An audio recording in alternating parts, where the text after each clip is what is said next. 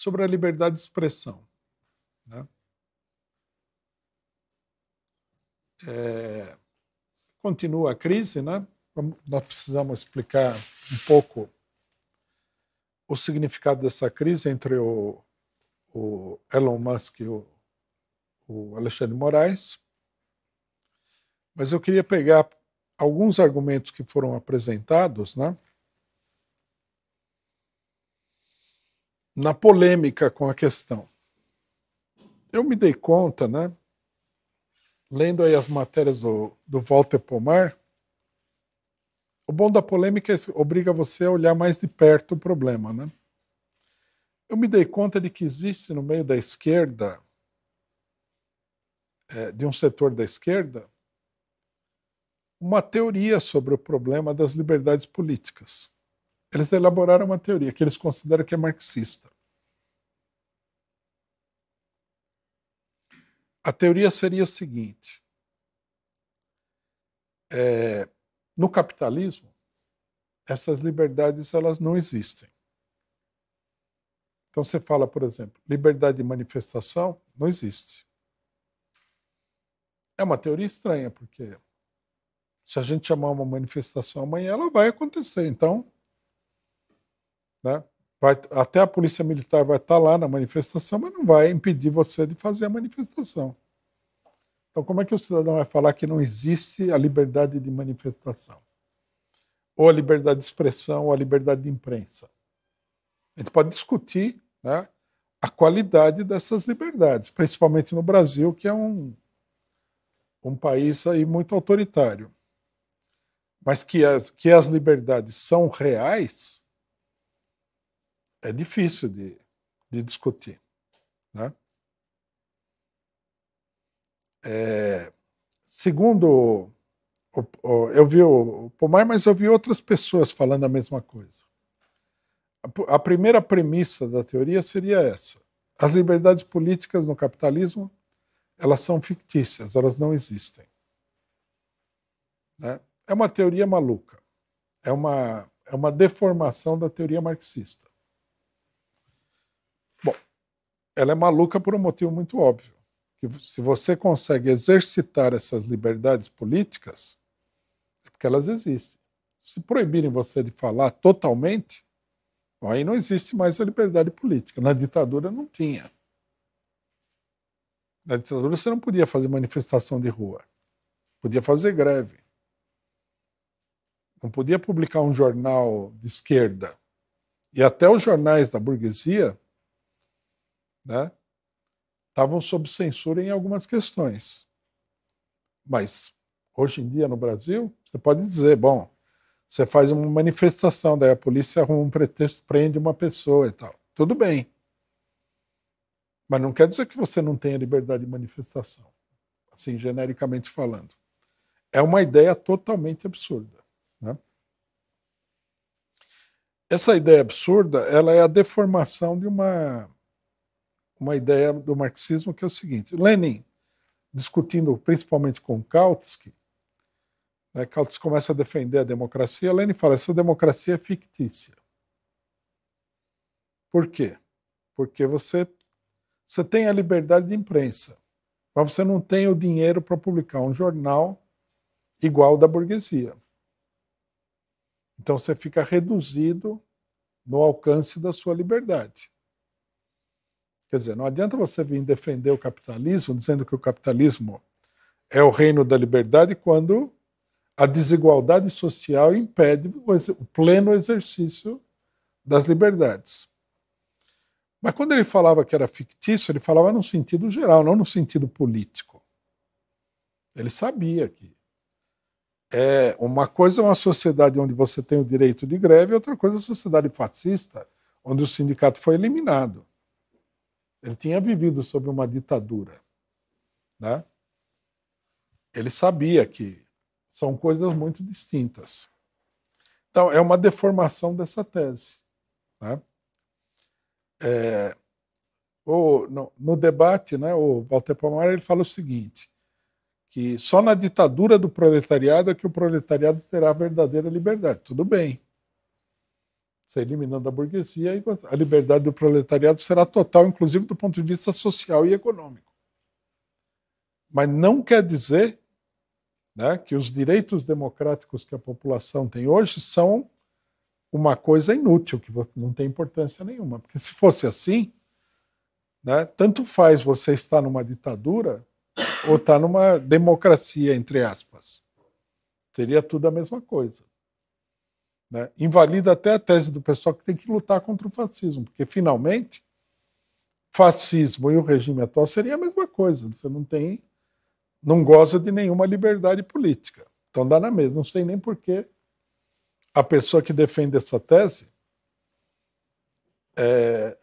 se propõe a lutar contra o fascismo. Porque a luta contra o fascismo, num primeiro momento, né, é uma defesa das liberdades políticas. O fascismo vai impedir a classe operária de se manifestar pela força e tal. Então você vai defender o seu direito de manifestação. Aí, né, essa tese ela leva a uma segunda tese que é muito estranha, que é a seguinte: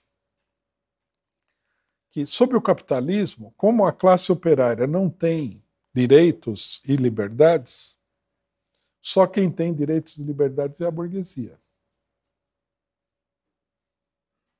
Então, quando você propõe, por exemplo, a censura, você não está propondo a censura contra a classe operária porque ela já não tem o direito de falar. Como só a burguesia é que teria essa liberdade, você vê que o pensamento teórico é complicado, né? Como só a burguesia teria o direito de falar, se você propõe a censura, você está censurando só a burguesia. Porque a classe operária já não tem o direito de falar. Né? Isso aí mostra que um cidadão em casa, pensando sozinho ou num grupo pequeno, ele vai à loucura. Né? Uma coisa que o pessoal não considera é o seguinte: a teoria tem que ser colocada em contraste com o mundo real. Né? Se um cidadão chegar aqui, por exemplo, uma vez eu tive uma discussão com uns jovens, que eles falavam o seguinte: a realidade é aquilo que você pensa que é. Eu falei, é absurdo isso daí. Daí eles tentavam me provar logicamente que é assim, que o que você pensa que é a realidade. Aí, num determinado momento, eles falaram, nós temos que ir embora. Eu falei, mas por que estamos conversando aqui animadamente e tal? Não, é porque o último ônibus sai tal hora. Eu falei, mas é fácil, é só você pensar que o último ônibus vai sair daqui a 5 horas e pronto. Aí eles olharam meio feio assim. Mas é assim, pô. Você tem que ver se a sua teoria bate com o mundo real, né?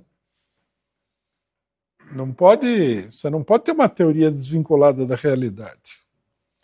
Se nós, por exemplo, eu tô aqui, já estou falando há quanto?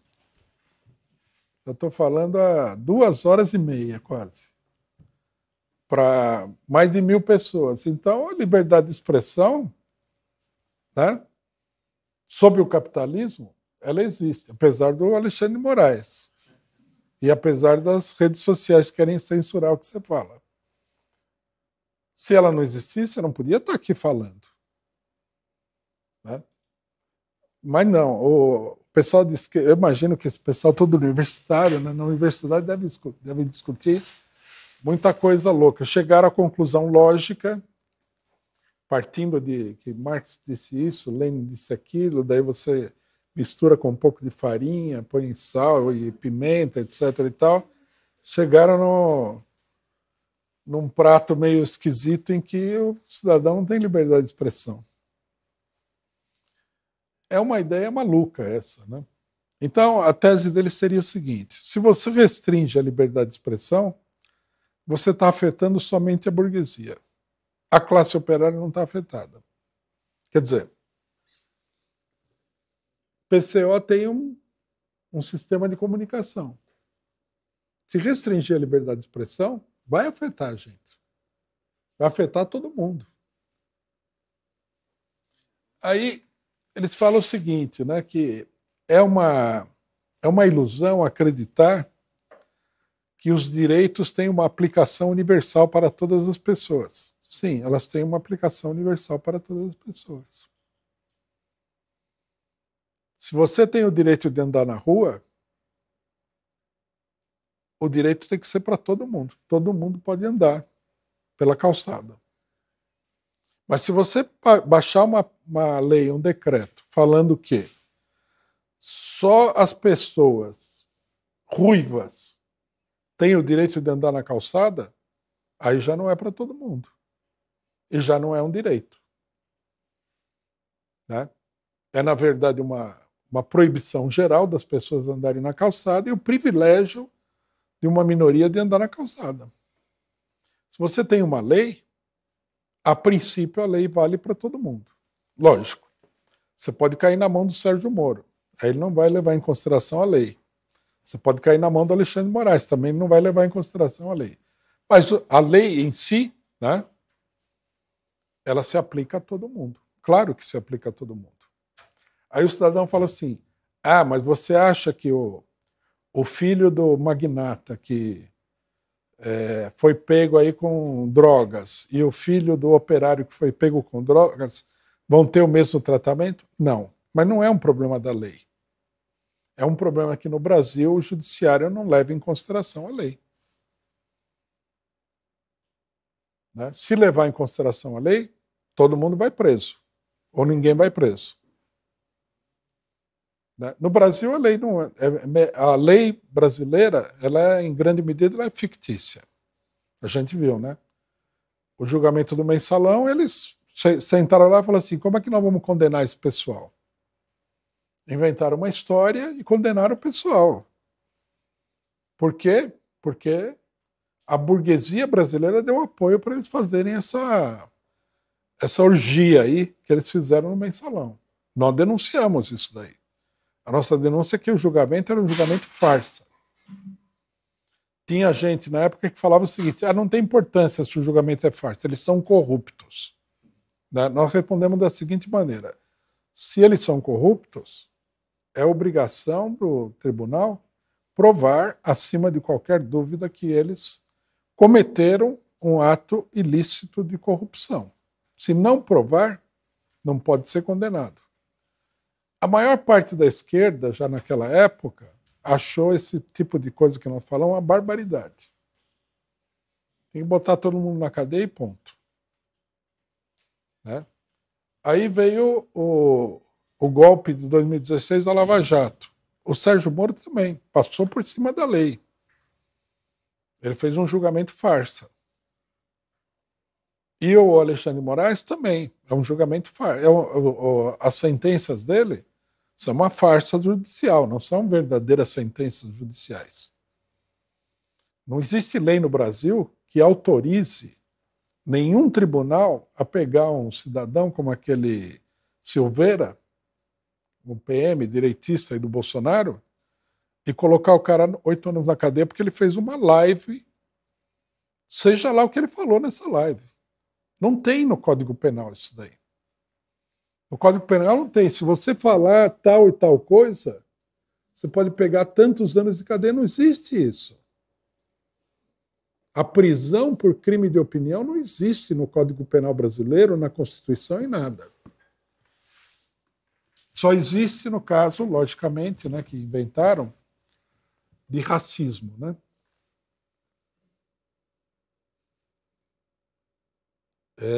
Mas obviamente que é uma deturpação da lei.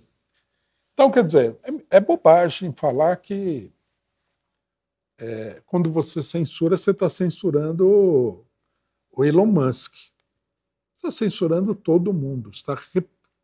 Você está destruindo um direito que foi conquistado duramente. Vamos falar que é verdade. Não foi fácil você recuperar o direito de falar, de se manifestar, de fazer greve. Esses direitos foram conquistados pela luta contra a ditadura militar. E eles são mantidos porque há uma pressão sobre a burguesia para não acabar com isso daí. Uma coisa interessante desse raciocínio também é o seguinte: vamos que fosse verdade que quando você censura, está censurando a burguesia.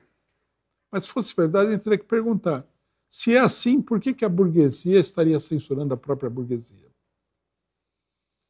Né? Porque a tese é a seguinte: quando quando o Alexandre de Moraes censura, você está censurando a burguesia. Mas o Alexandre de Moraes é parte da burguesia. Por que ele quer liquidar os direitos da própria burguesia? Ele deveria arrumar outra maneira de fazer isso daí. É que, na verdade, né, ele não liga porque, na realidade, a burguesia é que não tem nenhum amor às liberdades políticas. Essa mesma burguesia que nós estamos vendo hoje deu o golpe em 2016, fez os processos farsas, mas, além disso daí, ela foi aqui, estabeleceu no Brasil a ditadura militar a partir de 1964. Quer dizer, para a burguesia, os direitos democráticos são um problema, não uma solução de nada. O cidadão vai lá ver o Estado de São Paulo falando que o regime democrático, o Estado de Direito, eles não ligam para isso aí. Eles não ligam a mínima. Né? As ditaduras violentíssimas, sanguinárias e tal, com tortura e assassinato no mundo todo, elas foram estabelecidas pela burguesia. A burguesia considera o seguinte, que se você tiver obrigado a estabelecer um regime com liberdades democráticas, você tem que estabelecer um regime o mais restritivo possível e você vai trabalhar para que aquilo não tenha efeito. Porque a posição geral da burguesia é o seguinte: à medida que você tenha direitos democráticos, o povo, a população vai se manifestar e vai criar problemas. Então, sempre que as condições forem favoráveis, eles vão preferir a ditadura à democracia, qualquer tipo de democracia que seja.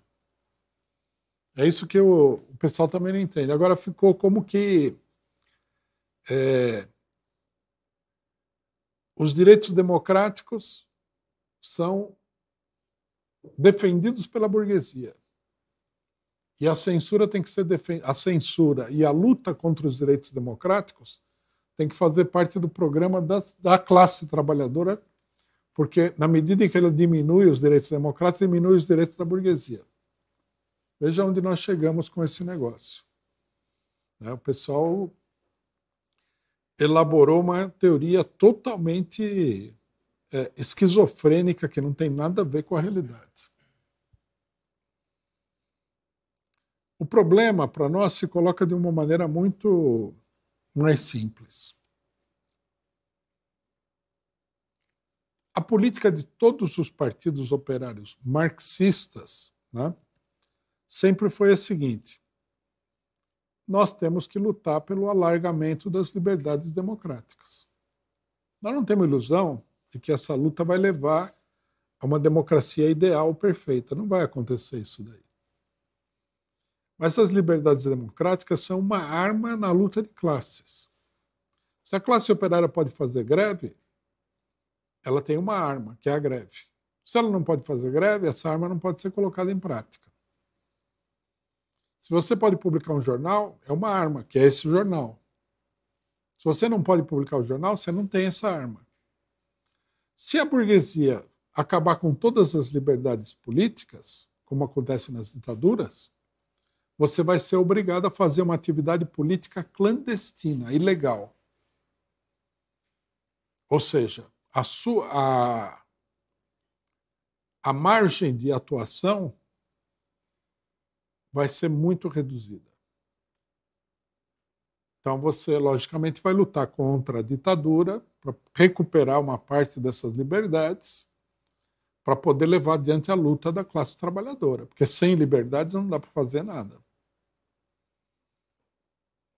Essa ideia de que a burguesia pode ser reprimida pela classe operária no regime capitalista é uma coisa que só pode passar pela cabeça de uma pessoa que está totalmente transtornada. Né?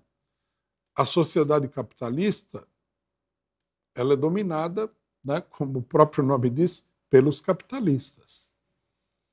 A classe operária só pode reprimir os capitalistas se ela for classe dominante. Ou seja, primeiro ela precisa fazer uma revolução, depois ela precisa tomar o poder e aí ela pode reprimir os capitalistas. Mas enquanto isso, ela é a classe dominada, é a classe oprimida da sociedade. Ela tem que lutar contra a opressão e não a favor da opressão dos outros. Esse tipo de loucura é o resultado da educação identitária do pessoal. Foi o identitarismo, a cultura woke, que mudou isso daí.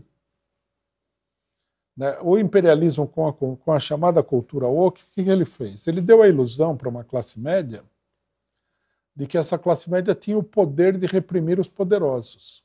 Mas não é verdade.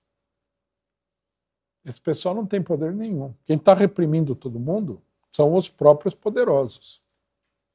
Eles usam esse pessoal como um ariete contra os seus inimigos políticos, de esquerda e de direita.